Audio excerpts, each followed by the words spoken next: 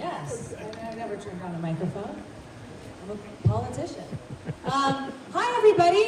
Good evening. Michelle Ugenty-Rita, running for Scottsdale City Council, along with Bob Littlefield here. This is a very, very important race, and I want to make the case for it tonight in front of you because I think this is often overlooked. This is a non-partisan race. And the reason I bring that up because what we're up against and what we're going to be up against in this race are Democrats moonlighting as Republicans.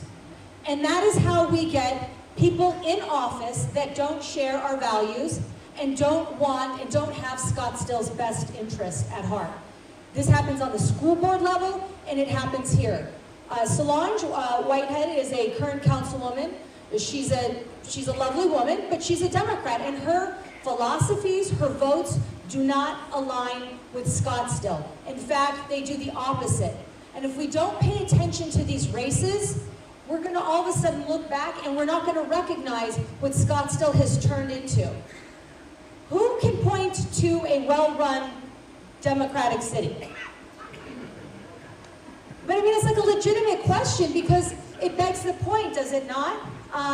Minneapolis, San Francisco, Portland, Oregon, Houston, Texas. I mean, there's all these cities, and a lot of them run by Democrats. They run them right into the ground. And don't you think Scottsdale, is on the target list? We are. Now, last election cycle, we did a phenomenal job getting some rock-solid conservatives in office. Councilwoman Jan Dabauskas, Barry Graham, yes, Adam Quasman. But they need backup, all right? So I would almost argue that this second race is harder, but we have to maintain our Republican majority and grow it. Let's look at some other differences between the two. They want to usher in density. Who's familiar with Axon here? We should all be.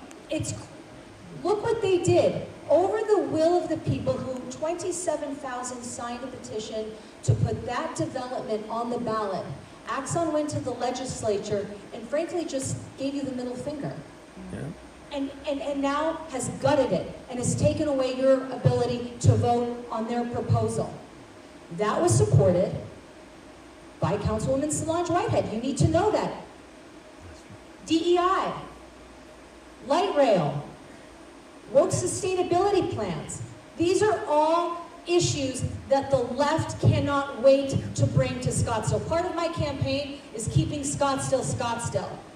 And that happens by electing conservatives who are thoughtful, have a lot of experience. I represented Scottsdale for over 12 years in the Arizona State Legislature, proudly.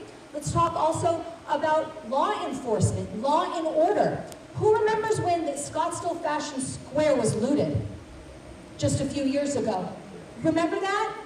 Where do you think it comes from that police stand down or there's an apprehension in taking that seriously? From leadership, from council members. We are one council away from that happening again.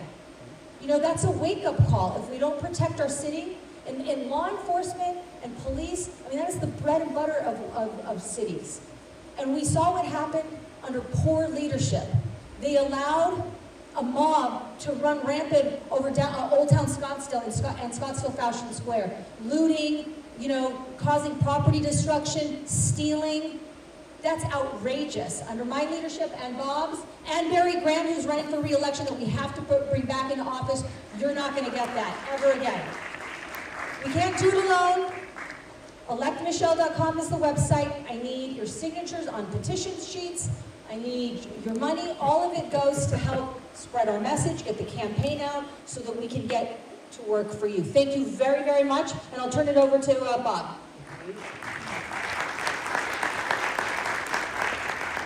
It's actually worse than Michelle said. Yeah. You remember when a few minutes ago